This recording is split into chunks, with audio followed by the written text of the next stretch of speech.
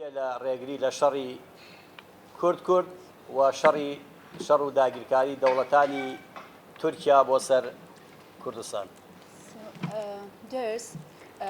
This group is a peaceful group, so just their aim here to stop war from between Kurdistan and Turkey. تەرکیزی جەختی ئەم شاندە ئەوەندەی دژی شەڕن تەرکیزیان لەسەر ژینگەیە. This group is their focus especially on environment.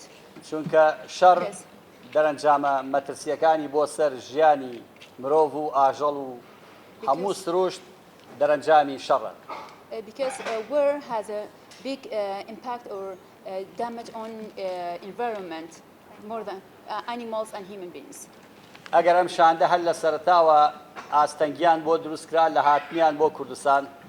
If this group is at first they stop them to come to Kurdistan. ئەوە ئەتوانین بڵێن تعریفێکی دەوڵەتانی ستەمکار بوو و حکومڕانیە نادیموکراتەکانی ناوچەکە. So it means that because ستەمکاری دەوڵەتانی because of their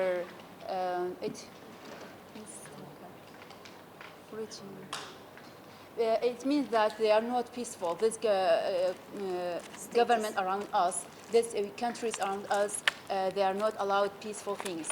بەڵام ئەمان هەر هاتن. But they finally came here. هەر چەندە زۆرێک لە شاندەکە هەم لە هەولێر و هەم لە ئەڵمانیا ڕێگریان لێکرا لەگەڵ قەتەرە. By the way, they Howler and Qatar country, they forced them to stop some of them. تەنها ئەوە ئەتوانم بڵێم شەڕیکەمەوە. Only can I say briefly. کە میلەتی کورد پێویستی بە خەڵک و هەوڵدانی کەسانی وەکو ئێوە هەیە. The Kurdish nation needs people and a group like you. سپاس بۆ هاتنتان. Thank you for coming here. ئێستاش کاک سەرۆر. So it's time to Mr. Sarwar to say his speech. سەردامی سپاسی تەواوی ئەو ڕێکخراوانە بکەم کە بانگێشتەکان قبول کرد بۆی ئەمڕۆ لەم کۆبوونەوەی ئامادەبن. I want to welcome, thank you, all of you to accept my invitation to come here.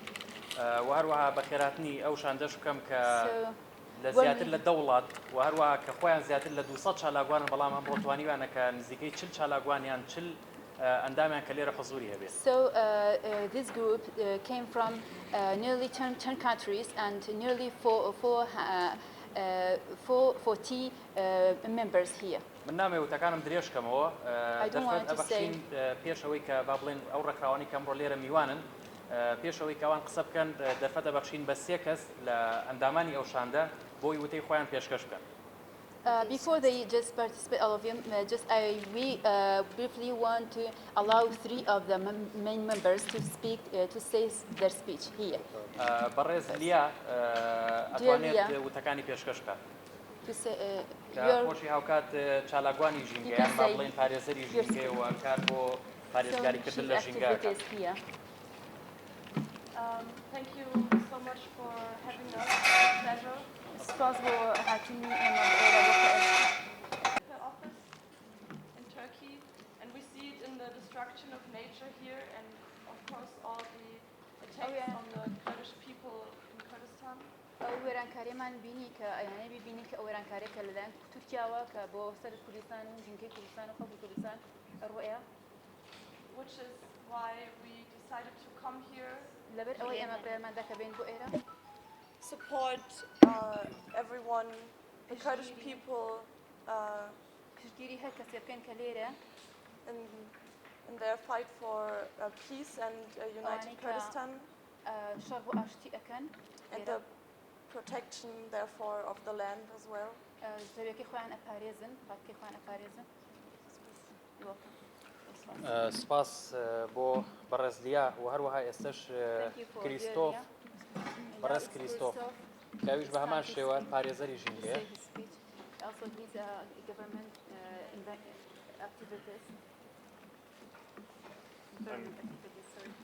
I'm really happy to be here. Thank you all for inviting us. Both Leah and I were last Minu year Leah. part of a protest against highway building, highway construction in Germany. But for us, it's very important to connect the ecological fights in Europe, as well as here in the Middle East and all around the أوان world. شالاکوانی جنگین أموليا بيكوا كاركن بو أوا. We see that here the war and the nation states are trying to destroy nature as أو شركة وستيتي كجنجة بشيوانية لناوبري. as the basis of a free society. لسبنا ماي free society. What do you mean by free society? Free society is free. Free society. كومالجي آزاد بلين. And we see in Europe and Germany how the capitalist society is exploiting nature for their own profit. چون أوروبيا كان يعني چون أما بكاري هنن بو مبسي خوان يعني استودي خوان. For us as youth, it's very important to fight this ecological fight, and as it threatens our future and the future of all of humanity. بو إيما زوج جنجة كشر كان بو فلسطيني أم جنجة لدهتوا. So we are really happy to get in dialogue with you and see how we can connect our fights in Europe, in the Middle East, and all around the world. إيما زوج Thank you. بالخوشين بويك في ما لقل إيوه هبتوا بو صاني أم زنجو بو شركة ديشين. سپاس بۆ بەڕێز کریستۆف Thank you for Mr. Christo. و ئێستش بەڕێز سینا. So now it's Mr. Sina's time to speak to say his. So I'm also coming from a climate movement in Germany, And and I think climate issues as well as questions of war and peace are problems that can only be solved globally.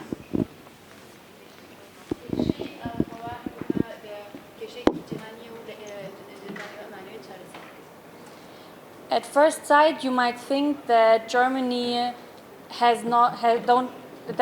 doesn't have war. But actually, it's a very active party in the wars worldwide, especially in Kurdistan.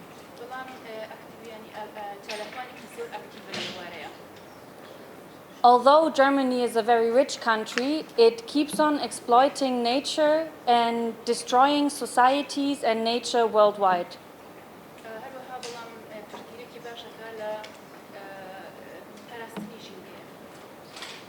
In Germany, we might think that it's a rich country, we can invest in renewable energies.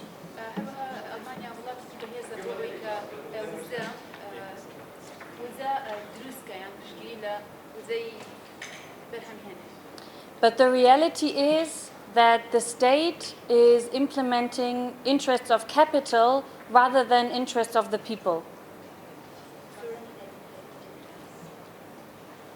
In reality, the state doesn't do what the people think is best, but what the capitalists think is best.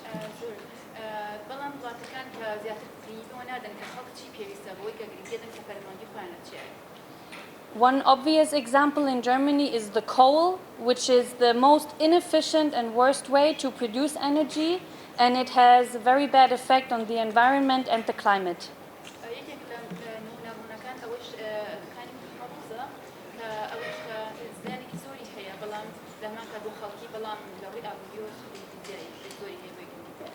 In a similar way, the exterior politics, Germany's friendship with Turkey, shows that it doesn't defend interests of society, but just of states and capital.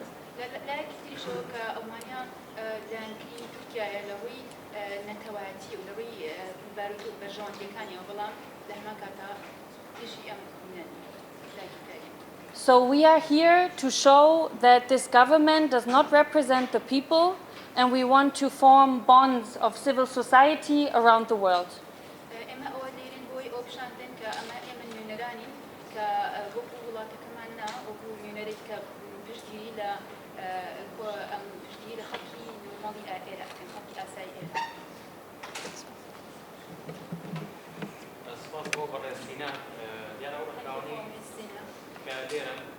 گرنگە کارێکی کامخوان بناسێنن هەمخوان و هەم ناوی ڕێکخراوەکەشیان یان ئەگەر وەکو چالاکوان بەشداریان کردو بە هەمان شێوە بۆی ناساندنێکە بێ بەریندەر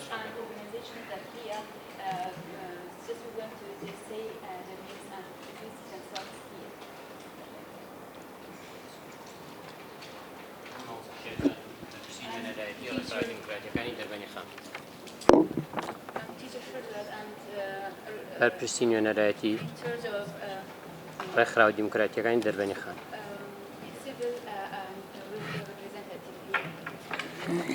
بە ناوی نوێنەرایەتی ڕێکخراوە دیموکراتیەکانی دەربەندیخانەوە بە خێراتنەی گەرمی شاندی نێودەوڵەتی ئاشتی و ئازادی بە دەربەندیخان دەکەین.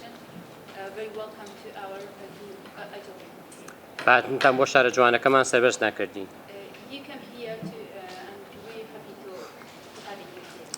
دەمەوێت بڵێم ئێوە کەسانی گەورەن. ئێوە مرۆڤی باڵان.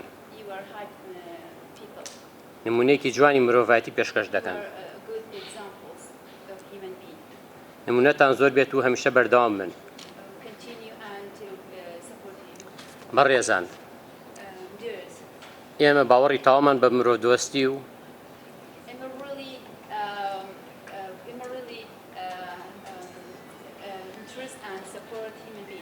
فەلسەفەی هیومانیزم هەیە. بڕوامان بە مافەکانی مرۆڤ هەیە. ئێمە بە هەموو شێوەیەک دژی جەنگین.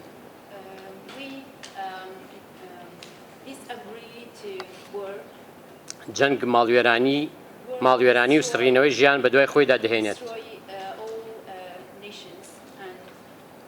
مێژووی مرۆڤایەتی ناشرین و لەکەدار دەکات.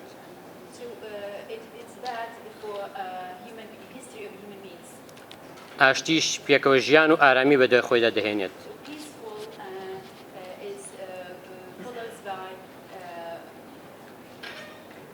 ئاشتی و ئارامی بە دوای خۆی داهێنێت. کاندلی هەموو کوردێکی بە ئاگا و شێر دەزانێت کە ناحەزانمان دەیانەوێت دووبارە ئاشوب بخەنێ و ماڵی کوردەوە و شەڕی براکوژی هەڵگیرسێنن. بەڵام ئێمەی کورد زۆر لەوە هوشیارترین کە نەحەزانمان بیریان لێ کردوێتەوە. هیچ کات ئامادە نین ڕێگە بە خۆمان نادەین لولەی تفەنگەکانمان ڕووکەنە براکانمان. لە هەر پارچێکی کوردستان بن. بەڵکو چەپکە گوڵی ڕێز و خۆشەویستیان ئاراستە دەکەین و پێشکەشیان دەکەین. لە کۆتادا دەڵێم ئێمە بە تەواوی هاوکارتانین لەگەڵتانین. تاکو بڵێن نەخێر بۆ جەنگ بەڵێ بۆ ئاشتی. من ڕێبازم لە نوێنەرایەتی ڕێکخراوە دیموکراتیەکانی دەربەندیخان ئەندامی ناوەندم و دەستان خۆش بێ و کارێکی باشە بە هیوای ئەوەی بەردەوام ئەم جۆرە کۆبوونەوانەوە هاتنی ئەم شاندانە سوودی خۆی هەبێ. ڕێباز ئەندامی ڕێکخراوەکان لێ ئەندامی ناوەندم لە نوێنەرایەتی ڕێکخراوە لە نوێنەرایەتی ڕێکخراوەکانی دەربەندیخان. دەستان خۆش.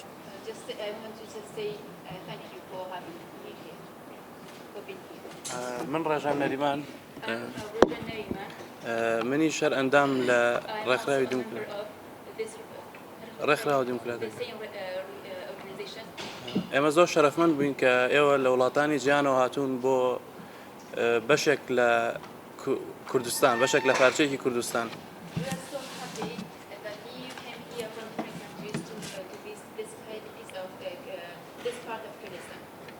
ڕەنگەوەی ئەمڕۆکەوە ئەیبینن خۆشترین بەشی کوردستان بێت کە باشووری کوردستانە، ئەنی خۆشترین باشترین دیمەنی ببین.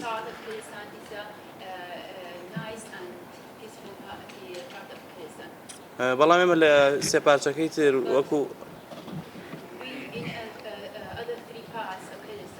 وەکو ئێران، تورکیا، سووریا، ئێمە لەوەیش سێ پارچەی ترمانەیە.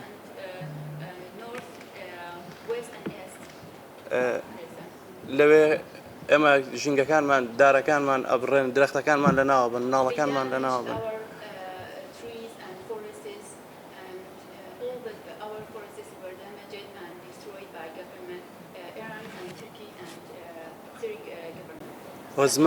وەزمان و مێژومان لەناوەچێت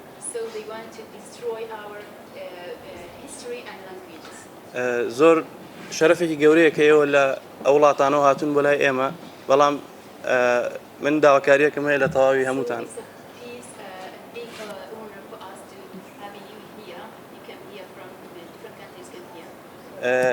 لە هەریکێک لە ئێوە توانن بۆ پڕکردنەوەی مەعاناتی ئێمە بۆ هاوکاریکردنی ئێمە و دڵیام ئێوە خەڵکێکی زۆر دڵسۆزن.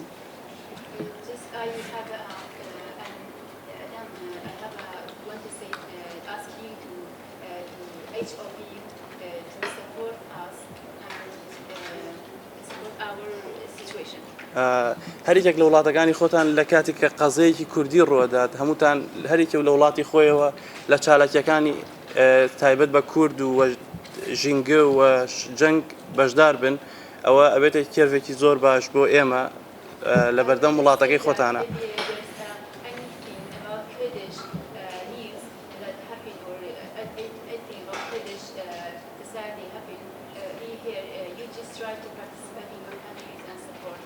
چونکە دەنگی ئێمە ناگا بە دنیا بەڵام دەنگی دنیا ئەگا بە ئێمە.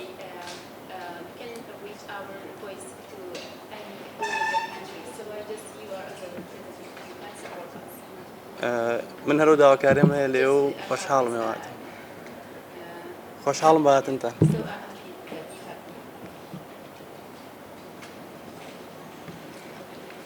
من ناوم ئەرکان حەسیب مەحموودە بەرپرسی نوێنەرایەتی ڕێکخراوە دیموکراتیەکانم لە مەیدان.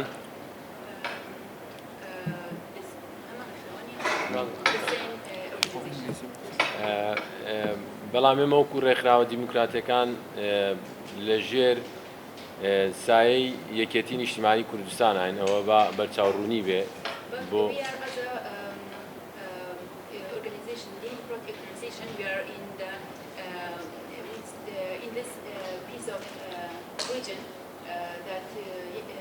Patrick Union of Kurdistan.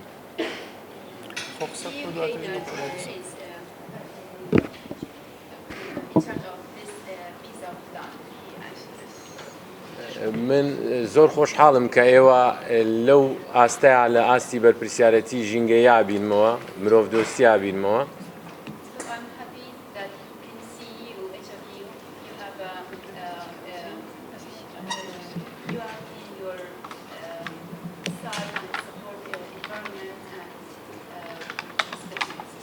دڵنیام هەر یەکێک لە ئێوە بەرپرسیارەتی تریشتانەیە.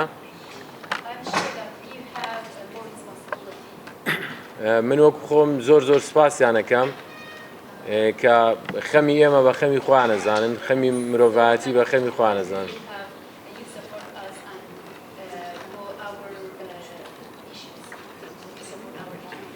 پرسیارێکیشم بۆ سەرۆکی شاندەکان هەیە.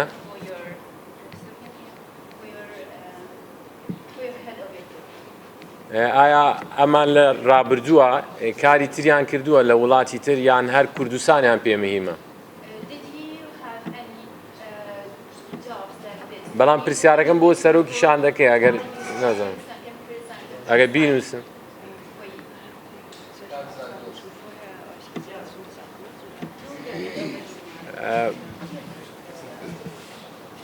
سەرۆکی شاند لێرە نییە.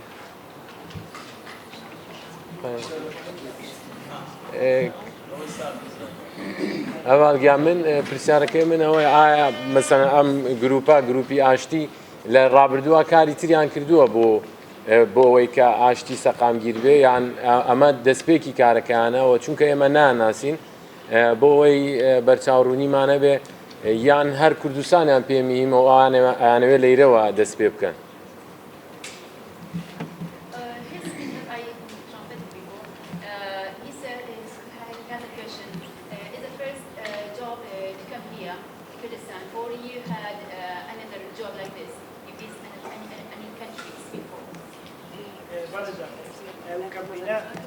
سەرەتای دارەزاندنی لە کوردستان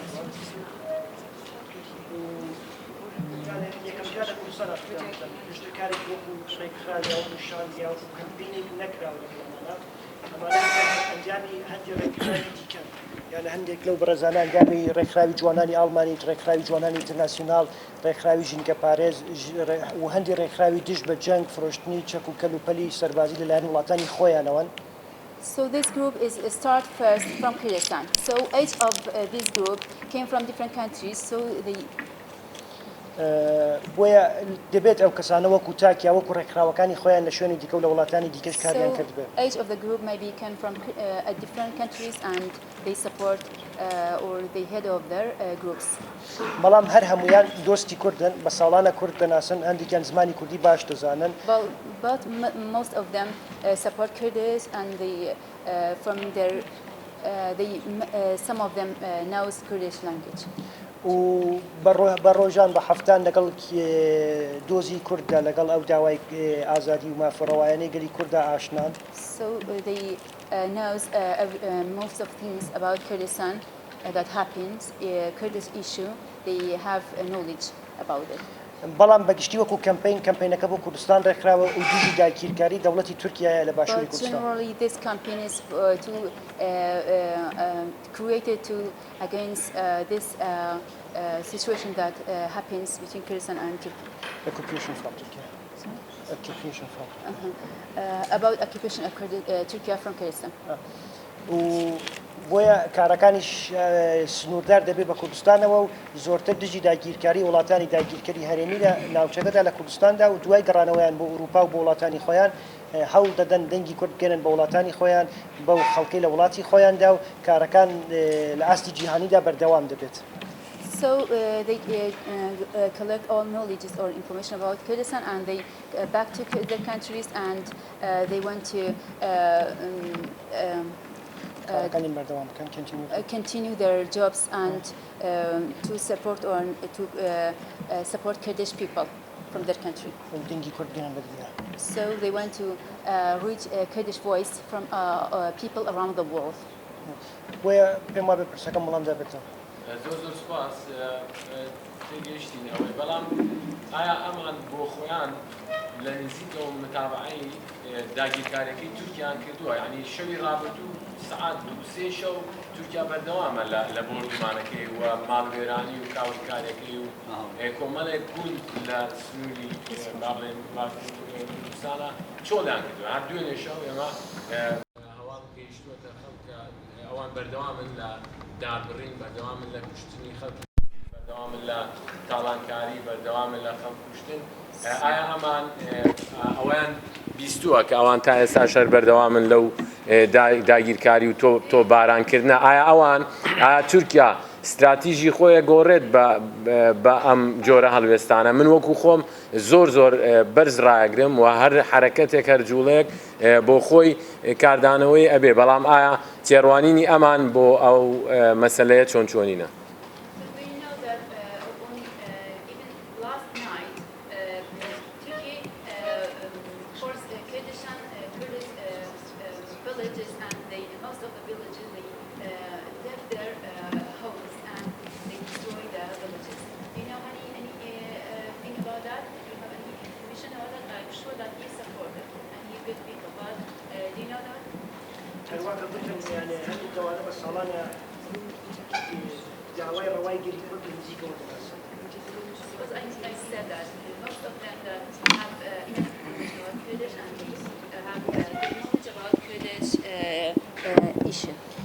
شاندەکە لە سەرەتادا بە 150 کەسەوە دەستی پێ کرد لێرەدا نزیکی 40 کەسمان لێرەین. This group started from 150 people but now 40 people are here. کەسایەتی کاریگەری لە ئاستی سیاسیان تێدایە سەناتۆر پەرلەمانتار. They have strong people in their parties, political parties. و ڕێکخراوەکانی دیکەش هەروەها نەتەنیا پارتیەکان. And other organizations. بۆیە گوتم کارەکانیان لە کوردستاندا سنووردار نابێ یانە بەگەڕانەوە بۆ وڵاتی خۆیان. Their works not be limited in Kurdistan. و کاتێک دەگەڕنەوە بۆ وڵاتی خۆیان هەوڵ ئەدەن. When they back to their countries and they try to بە لۆبیکردن بۆ گەلی کورد بە دۆزینەوەی ڕێکارێک بۆی کە بتوانێت وڵاتانی خۆیان find a good solution for Kurdish issue and to reach our problems into their countries. مجبور بەوە بکەن یەک هاوکاری دەوڵەتی تورکیا نەکات چەکی پێ نەفرۆشێت. Force their countries to stop their helps to Turkey country. چەکیی پێ نەفرۆشێت. And don't buy weapons to Turkish. لەبەر ئەوە یانە دەکرێت لە ئاسی نێونەتەوەیدا کاریگەریکی زۆر گەورەیان هەبێ و توانن ببن بە دەنگی کورد و لە ئاسی لۆبیکردندا لە ئاستی to have a good impact on this and to support Kurdish issue. و دەتوانن ڕێگری بکەن لە دەست درێژیەکان و ئەو داگیرکاریانەی دەوڵەتی تورکیا لە کوردستان. They can stop this damage on this bad situation in Kurdistan.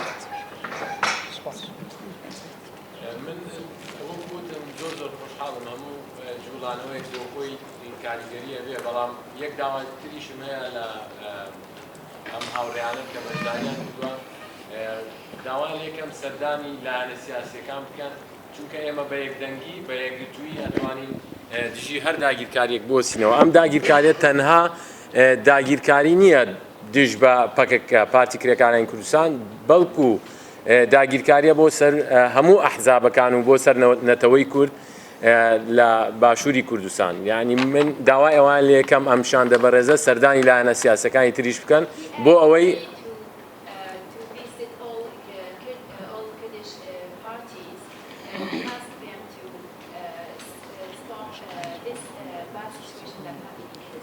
چونکە دەوڵەتی تورکیا وای کردووە حیزبەکانی پەلکێش کردووە بۆ شەڕی براکوژی ئەمەش یەکێکە لەو خاڵانەی کە ئێمە ئەمڕۆ لەسەری کۆبوونەتەوە.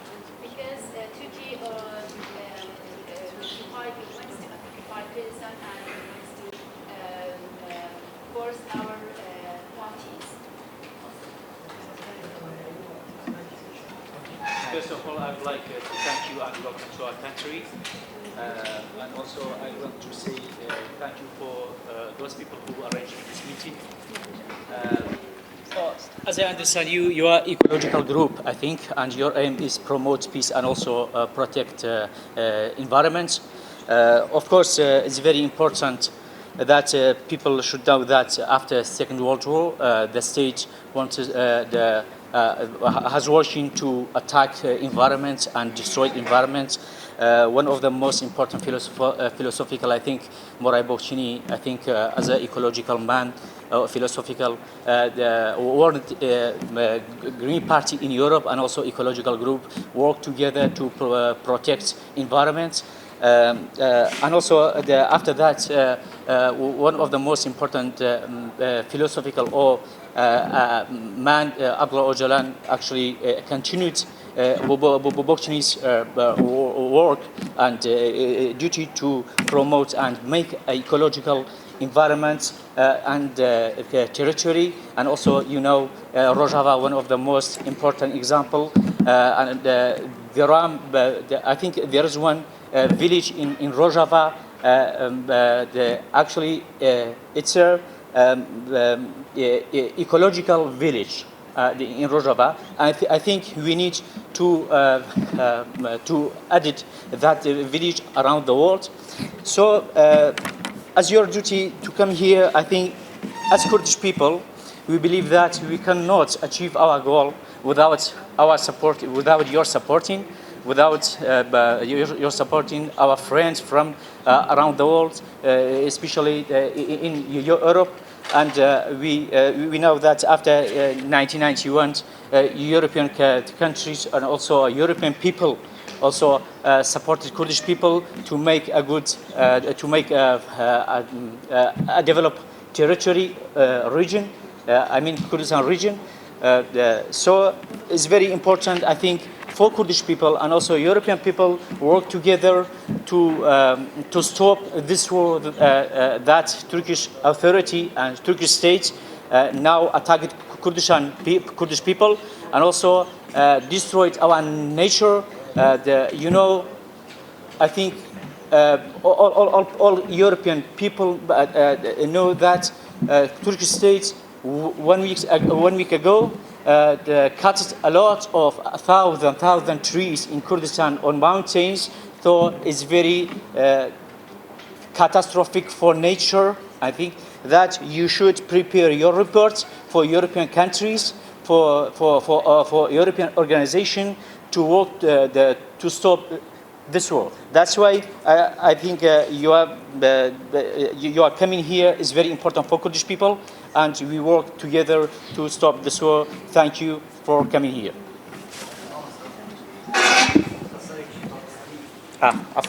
راسيا من بخيراتني أمانة كل راسيا بخيراتني أم جروب هم كرت طبعا لدواي هيجي طبعا أم جروب هذا راسيا أي مكان أو كليتي يقشون راسيا إيكولوجيا وأتا بارزجاي كنا لإيكولوجيا ولا ما كترا وأتا بارزجاي كنا لجينجا ولا ما كتا باربيدانو وبلاو كنوي أشتية بيجومان أما شتكي زوزو جرينجا قبل لدواي جينجي دوم جاني ولا راسيا جينجا كوتو تزجر أتوان بلهم قيراني كزوا جورو ودولة زور أي براسي وجينجا تيجدا بويا زور جرينجا أم كونتاكت لبيني جينجا وإنسان هبي بارزجاي كدن لجينجا ولا هما كتا بارزجاي كدن لإنسان بويا إمانات وني ببيع جينجا لراسيا قسلسر إنسان بكين وإما وكو كورت بيجوما قناعت ما وايك إما ببيك هاوكاريكاني هاوريان مال أوروبا بيجوما ناتوين بجيم ب خواسكاني خمان وما فراوكاني خمان بويا زوجن إما وكو كورت دراسة لقال هاوريان مال أوروبا دا كوبينا وبوي بيك وإيش بكين بوي كبتوانين أم جنجي كإسا بتاعبت كتوجيا إكات سهريمي كردستان وخوتنا زانن نكتنها هاولتيان دوجيا بلكو بهزارها ودرختي وأتوان وبريوت ولا شاخ كان بوي ام زوجرنجا ام بيكو ايشكن البت هاتني ام جروباش بو خوي واتوان بلا من نمونيك لا ام ايشانا بوي بخيرات ممكن وهروكو كردي يقدر من بيشنيارك ما بو برزانه لا او رخراو او شوناني ككاري تياكن بتوانن دنگي اما دنگي ام إيشكردن لسر ويران كردني جنگي كردستان بقينا راجعندني أو ناونداني كاريتيا. So only thing that I have, I just want to ask each of you to reach our voice as a Kurdish voice to their countries or to their parties that you work for. لبروي تأسات كرد بزماني بياني هيج راجعندني كنية. So because Kurdish people still we don't have a foreign language TVs, so we can our voice can't be reached in your countries. بوي لم رجوا دنجي أو يران كاريا بقى خلق يواتنا. Our ask and our situations be reach your countries. وسرداني أو شو أنا بكن خوان لنزيكا وبيبينن يران كاريجاني جينجا. So you can visit those places that you can see the damages of environment by yourself. هردو ولاتي إيران وتركيا يران كاريجاني. So this bad damage happened by Iran and Turkish countries. بونمون إساءة. For example. برينوي داركان لليان تركيا وأشكره. Trees that is so clear that will happen by. والربارك أو رباراني كرجنا خاكي كردستان وإيرانيش قرتيوتيو. Our rivers are stopped by they stop their water by Iran. ولسرداني كردنيان بو هرنا وندي كي دصلات يعني أو حكومات أبي أقدري أو بن كهندي برجمدي أبوري سياسي دصلات هي لقال أو حكومتنا دراوسي لو أني راسك يعني اللي تشاشبري. So be careful about that. If you just visit our parties, governmental parties, party of government, maybe they hide some factors because of their beneficial that they have between there and Iran and Turkey. سپاس أنا كم من كاروان فايق بوم لبارتي كومونيست كردستان. Thank you. I'm Karan Fayed from Communist Party from Kurdistan.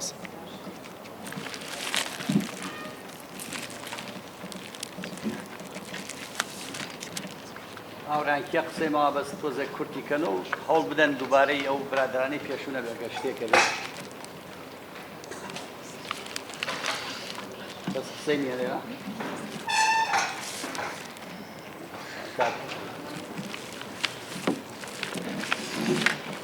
فرهاد صديق محمود.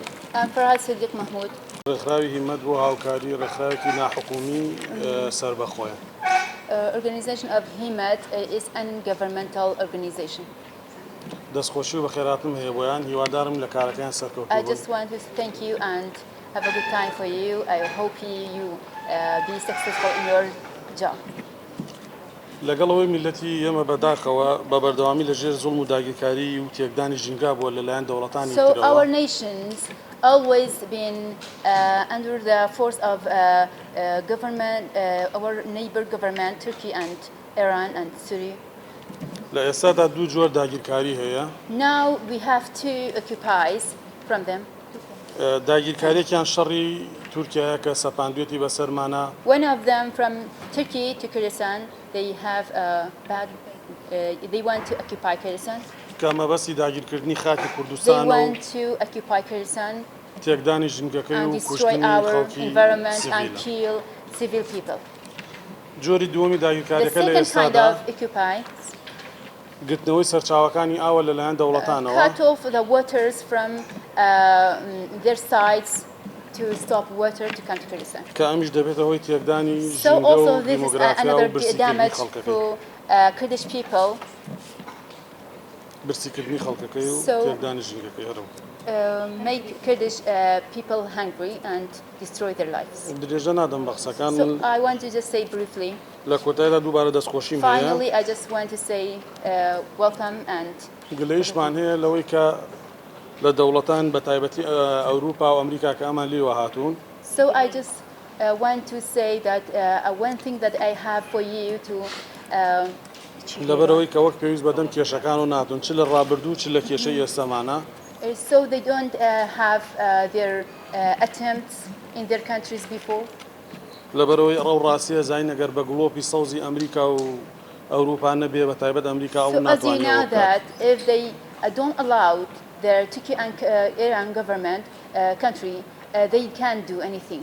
If American and Europe countries stop them, they can't do anything.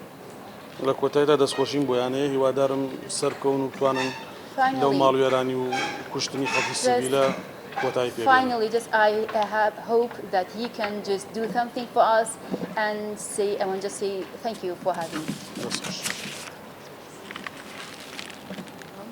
کەس قسەی نییە. کاک باوکە.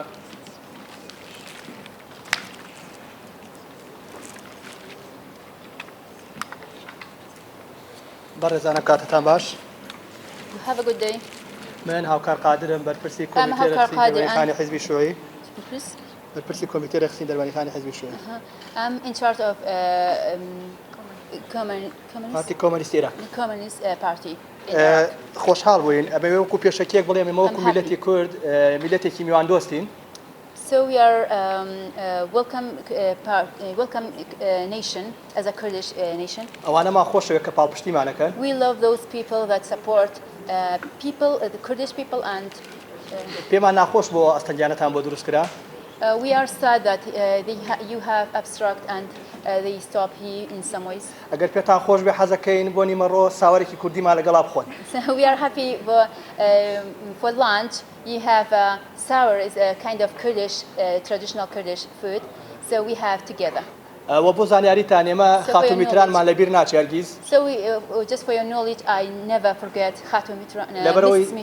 لەبەرەوەی دەنگی میلەتەکەمانی گەیاند و پاڵپشتی کردین. She reached our voice to our voices to all the world. و ئەگەر ئێوە شتێکمان بۆ بکەن دڵنیابن بۆ هەرگیز لەبیرتان ناکەین. If you do something also for us, we never forget you. و حەزەکەی بزانین کە لە ماوەی 100 ساڵی ڕابردوو زیاتر ئێمە لەسەر دەستی نارەکانمان. We love to say that ناحەقی گەورەمان بەرامبەر کراوە. Our enemies they did bad things for us. ئەنفال کیمەباران ڕاگواستن. Also force Kurdish people to leave their homes and to leave their towns. Instead they bring Arab people to their cities. بەشێکی گەورەی ئەو نەهامەتیانم کە میلەتەکەمان لەسەر دەستی نارەکانمان چەشتوێت. Part of that bad situation that we faced by our enemies. هەرگیز بێدەنگ نەبووین میلەتێکی زیرەک بووین لە بەرامبەری نێرەکانیشمانە بە چۆک ناچین. و بەڕاستی ڕخنەشمانەیە But really I have say something I want to say something to you لە ڕێکخراوە جیهانیەکان to international companies ڕێکخراوەکانی ژینگە و ڕێکخراوەکانی ئاشتیش کە بەڕاستی وەکو پێویست نهاتوون بەدەمی ئەمە و داکۆکیان لێ نەکردوین. So I want to say that this would just want to say that their international organizations they didn't really support our issues before. هەمووان قسەیان کرد لەسەرەوەی کە بڕینەوەی دار و لەشکرکێشی من حەزەکەم بڵێم They just talked about cutting of trees and occupation. نارەکانمان هەوڵی لە نێوبردننی زمانمان. So our enemies they want to stop our languages. کلتورمان. And cultures. هونەرمان. And artists. لە نێوە بەر. So want to destroy our things. و چەندین ڕێگای جاجیان گرتوتە بەر. They got more different ways to destroy them. چەندی قوتابخانەی گەورەیان کردوتەوە پارەی بۆ سەرفەکەن لەو بوارە. They build many big schools to destroy our Kurdish nation and Kurdish languages. تازەترین مەترسیان کە تازەیە و چەند ساڵێکە گرتنەوەی ئاوە cut off the waters. کە مەترسیەکی گەورەیە بۆ ئایندەمان. It's a bad and big situation that we have it. دەوڵەتەکانمان هەنێک بەهانەیان هەیە بەهانەی ئەوە نین کە بێن میلەتێکی وەکو ئێمە قەتڵ عام بکەن یان لەشکرکێشیمان بکەنە سەر. They have something, those countries, our neighbor countries, they have something, but it's not a big thing to destroy our countries. تەنها بۆ زانیاریتان نیازی داگیرکردنی ئێمە. Only the thing that they have only wants to destroy and occupy our countries. کۆتا قسەم بۆیە کە کات بۆ هاوڕێکانم بمێنێتەوە. Last my words. هاوڵاتی سیڤیل. هاوڵاتی مەدەنی. ئەبێتە قوربانی لە لەشکرکێشی تۆبارانەکانی ئەوانە. Last word that I want to say is our civil people will get more effect in this war. بۆ زیانیاری زیاتر لە ئەمە ئەتوانن سەردانی زێنی وەرتێ بکەن لە قەندیل.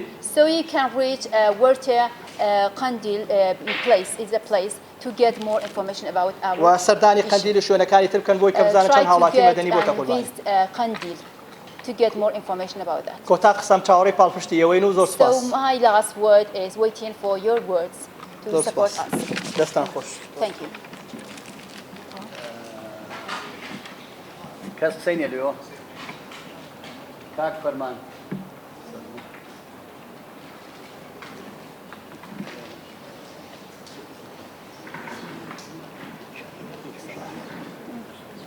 من فرمان عبدالرحمن چالاکوانی. عبدالرحمن.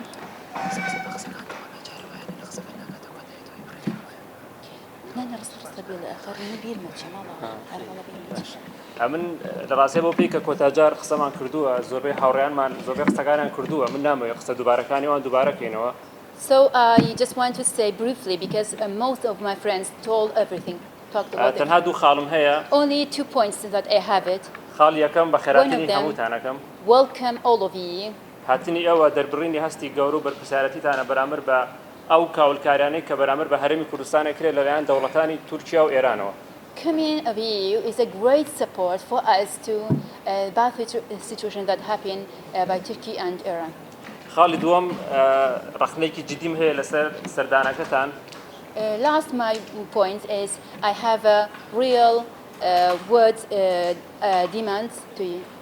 بۆ پێی کە ڕاگەاندن دەسەڵاتی چوارەمە و دەسەڵاتی بەسەر هەر سێ دەسەڵاتێکی دیکە هەیە. According to that you as a journalist you have a great impact because you have a great position in your country. ئێمە لەو ڕێگەیەوە ئەتوانین دەنگی خۆمان بگەێنین بە دەوڵەتانی دەرەوە بە تایبەتی بە وڵاتانی ئەوروپا و ئەمریکا. Through this way we can reach our voices to all people and countries around the world.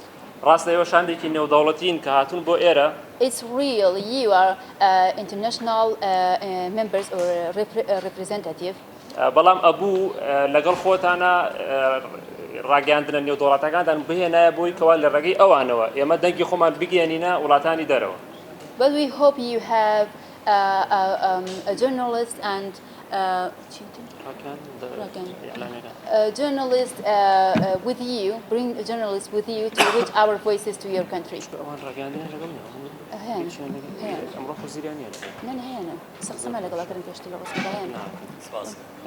دووبارە دەستان خۆش بە خێراتنتانەکەنی وای سەرکەوتونتان بۆ خوازنی هیوادارین ئەم سەردانەتان ئەنجامێکی جدی هەبێ ببێتە هۆکاری وەسانی ئەو کاولکارانەی کە بەرامبەر بە هەرێمی کوردستان ئەکرێت. I have a deep welcome for you and I really want to ask you to hope that you have a great impact for this situation and reach our voices to your country.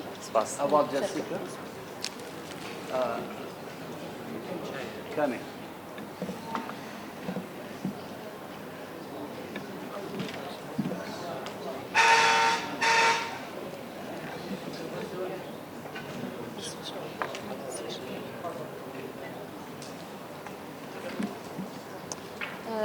Good morning, everybody.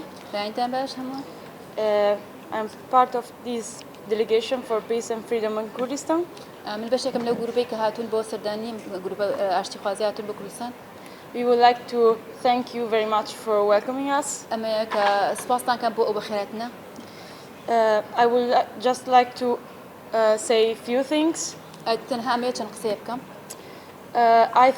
We think that the example that the friend before gave about the example of Bukchin, Öcalan and Rojava ئەو نمونەی کە باستان کرد ئەوەی کە ئۆجەلان لە ڕۆژئاوا can be really important. ئەوە زۆر گرنگە بێ بۆ ئێمە.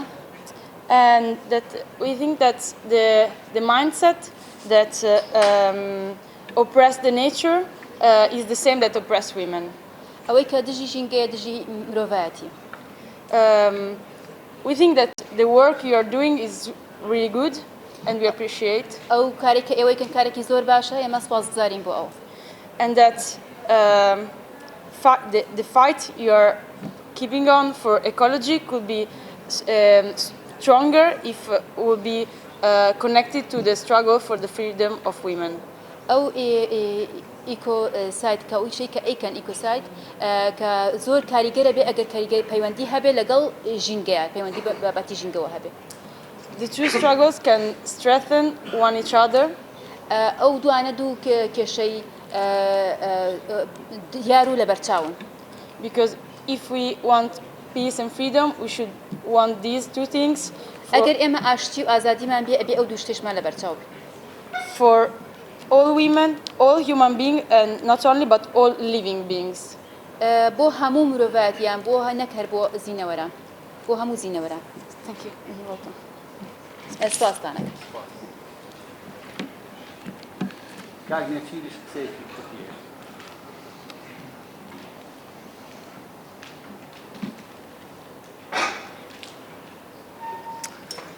سڵاوتان لێوێ من نێچیر لەتیفم ئەندامی ڕێکخراوی سروشتی کوردستان. Hello, I'm Nature Latif, a member of environmental parties organization. زۆر خۆشحاڵین بە هاتنتان هاتنی ئێوە بۆ ئێرە پەیامێکی گەورەیە گەێنە لای ئێمە. I'm so happy for having you. You have a great deep impact on لەبەرەوەی کاتەکە درەنگە و هاوڕێیانش قسەی باشیان کرد من تەنها یەک خاڵی بچووک باسەکەم. Because it's time too late and my friends told everything, so I just want to have one point. ئەوش بەگشتی فەوزای میدیایە بەشێکی گەورەی میدیای ڕۆژهەڵاتی ناوەڕاست بەتایبەت میدیای عەرەبی و بەشێک میدیای کوردیش. So I just want to talk about the journalists, about TVs and journalists, especially Arabic one and Arabic Kurdish. عەرەبی و کوردیش Kurdish also. بەشێک لە میدیای ڕۆژهەڵاتی ناوەڕاست واوێ ناکات کە داگیرکاریەکانی سوپای تورکیا و بڕینی دار و درەخت پەیوەندی بە هەبوونی باکەکەەوە هەیە لە باشوور. So they want to just fight the real issue and they want to occupy Kurdistan, but because they want just say use PKK as a reason to occupy Kurdistan. بەس کە لە ڕاستیە ئێستا کە لەم شرکەیە قسە ئەکەین سوپای تورکیا لە کاراباخە لە لیبیا. At this time that we are talking, Turkish army in Karabakh. لیبیا لە سووریا. In Libya and Syria. لە سۆماڵە. In Somalia. واتە سوپای تورکیا بە هەمان ئەقڵیەتی Turkish army بە هەمان ئەقلێتی عوسمانیەکان و خلافەتی عوسمانی as جوڵێتەوە the Osmanic party they had before. کە لە پێشەڕی جیهانی یەکەم Before world first world. دەوڵەتانی ئەوروپی و جیهانی تێگەیشتن لە مەرامەکانی. The European countries they understand their aim. و ڕێگەیان لێگرت و وەستاندان. They stopped Osmanic party. پێم وایە ئێستا هەمان I تەوقیتە. think the same thing that will going to happen. ئێستا ئەو تەوقیتەیە هەموو دەوڵەتان تێبگەن لە مەرامەکانی ئەم So دەوڵەتە I فاشیزمە. just want to ask all people or all world to understand the Turkish aim. و هەمان ئەو مێژوە دووبارە بکەنەوە.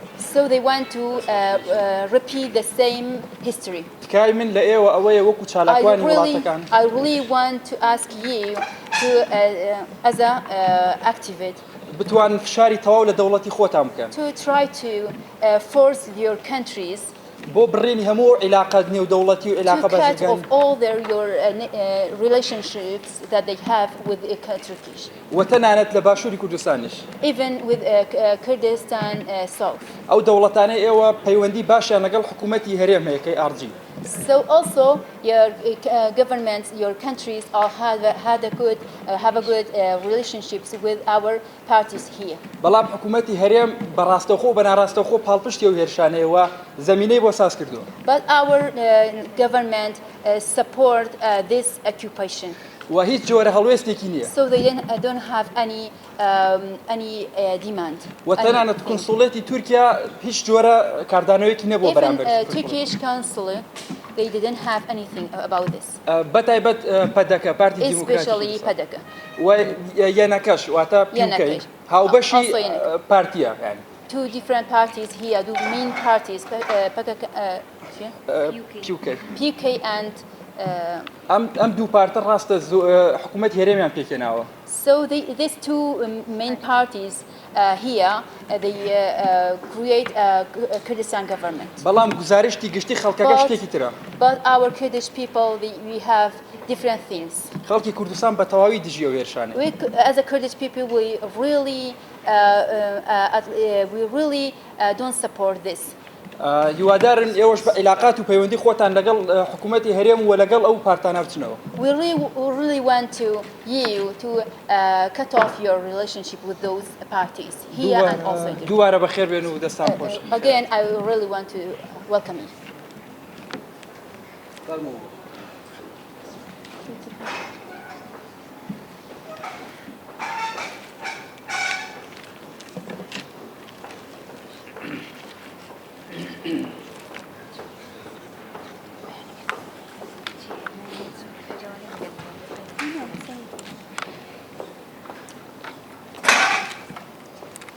السلام عليكم ئەم کاتتان باش بە خێراتنێکی گەرمی هاوڕێیان و تەواوی نوێنەری ڕێکخراوەکانە. Have a good day and really welcome all of you.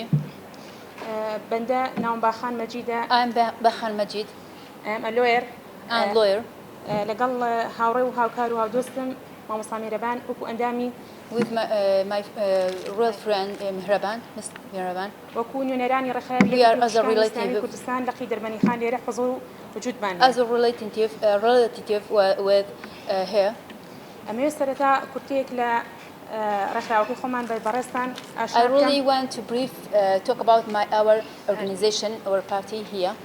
ئێمە وەکو ڕێکخراوێکی ئافرەتان لەژێر دروشمی هەر سێ چەمکی خێزان و پەروەردە و گەشەپێدان. We are as a women here.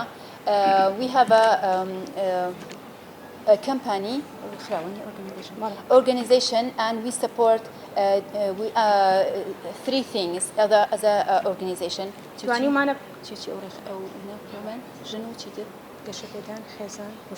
Activity and also education and women.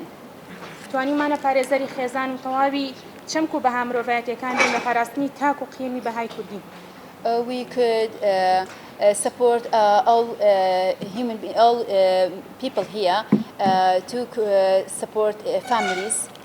لە هەمان کاتەوە ڕێکخراوەکەمان دژی هەر جۆرە داگیرکاری و چاواشەکاریەکین بۆ سەر. At the same time we are against any occupation that happen with our country. بۆ سەر تاک و بەها و قیمی تاکی کوردی و بۆ سەر خاک و نیشتیمانی کوردستان. that will happen to our land. پێشمان وایە کە بەڕاستی مرۆڤایەتی و ژینگە دوو شتی لێکدانە بڕاون. So we really want to say that we think that human beings and environment the same thing, that we support each other and they create a good relationship and they can be completed by alone. و ئەم مرۆڤایەتی و ژینگە دوو بوعدی تاریخیان هەیە کە پێکەوە بتوانیمانە There are two things that they support each other from the first till now.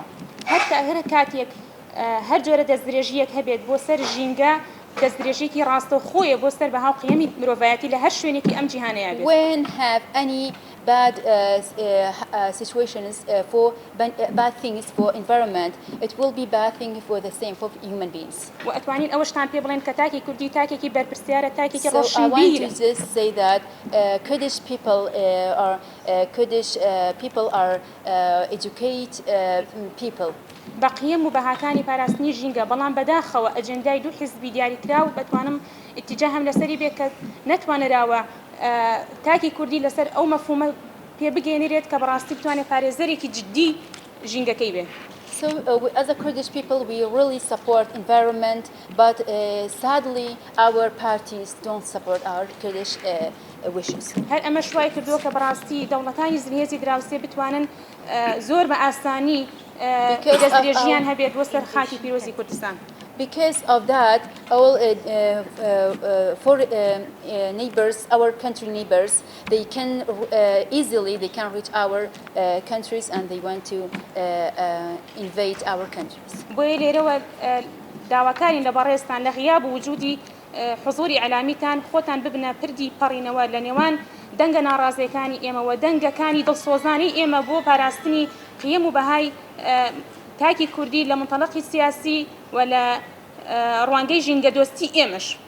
So they really want to say that, ask you that you can reach our voices and to your country and support us as a Kurdish people. دووبارە دەستخۆشی بۆ حضور وجودی بەڕێستان و ڕخنەیەکی بنیاننەری شمێ لە تەواوی ئەو جیهەتانی کە بەڕاستی تەنظیمی ئیداری ئێرەیان کردووە کە ئیلتیزامی وەقت یەکێکە لەو حاڵەتانی کە بەڕاستی ئێمە ئەناسێنێ بە تەواوی هەموو ئەو دەستە و تاکانی کە بەرکەوتەی مباشرمان لەگەڵیا هەیە. Also she has the same good critical for this meeting late and maybe because of the traffic and this she had also the same. سپاس و دەستخۆشی بە بەڕێستان. Thank you.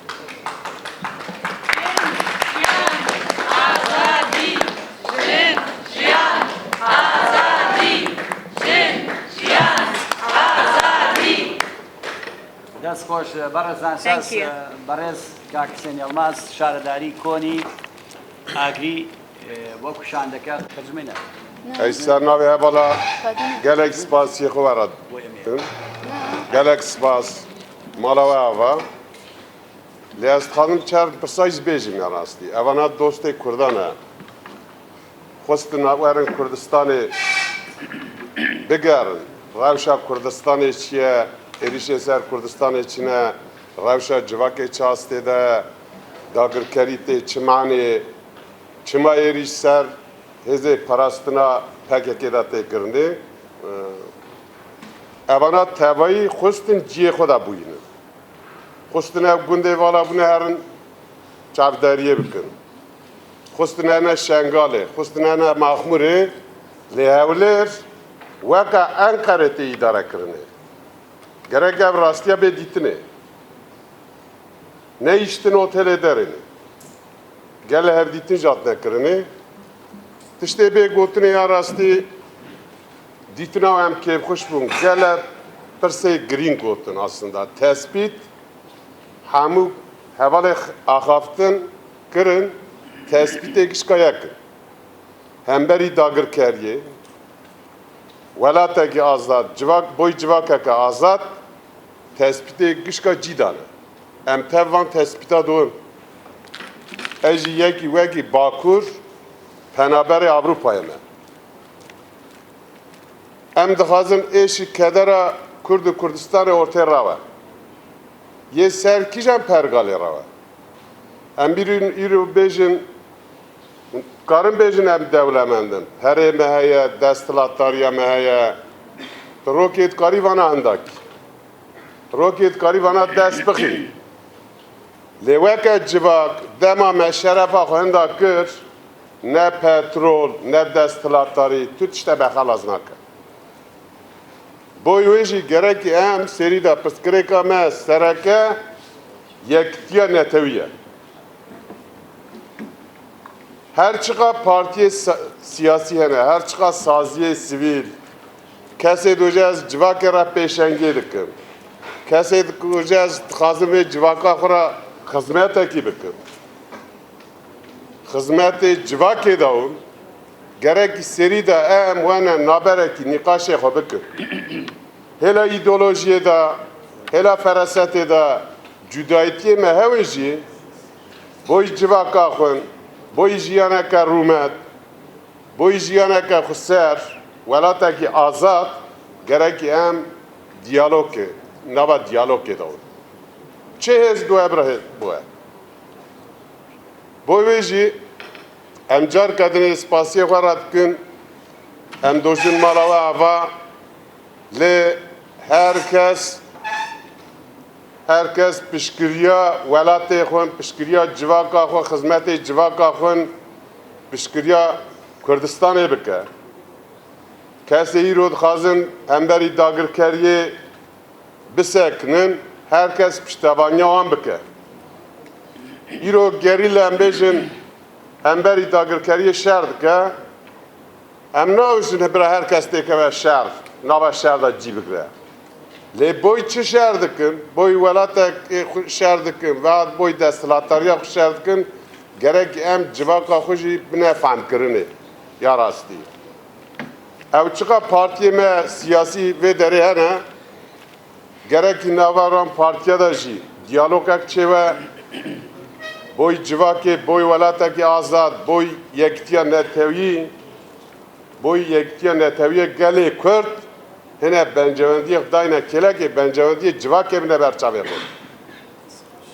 tiştê bê gotinê ev e em carkadin spasiyê xwe ra dikin mala we ve destê we sabe em ê ji xizmetê civaka xwe de hûn gelek spas dikin ئەوڕیان یەک تەوزیح ئەر وەکو کۆنگرەی نەتەوەی کوردستان بۆ زانیاریتان تەواوی حیزبە سیاسەکانی هەرێمی کوردستان کە سەردانی سەرکردایەتیمان کردووە لە یەکێتی پارتی حیزبی شووعی یەکگرتو و کۆمەڵی ئیسلامی بزوتنەوە تەواوی حیزبە سیاسەکان وەکو سەرکردایەتی و بەرپرسیاریان لەگەڵ شەڕانین و دژی شەڕیشن تەنها یەک هێستا ئێستا ئیستیجابەی نەبووە بۆ ئەو بابەتەویش پارتی دیموکراتی کوردستانە یعنی هەر وەک زانیاری تاکە هێزێک ئێستا لەگەڵ ڕاو بۆ چوونی ئەوە نەبێت یعنی ئەوە گەشتنەوە قەناعەتەی کە تەواوی کۆمەلگای کوردی بە هەموو جیاوازی و خلافاتی حیزبیمانەوە گەشتینە دەو قەناعەتەی کە داگیرکاریە بە ڕەتکەینەوە و کاریشی بۆ بکەین بە هەموو شێوەیە و بۆ گلەیەکەتان لەسەر ئیدارەدانی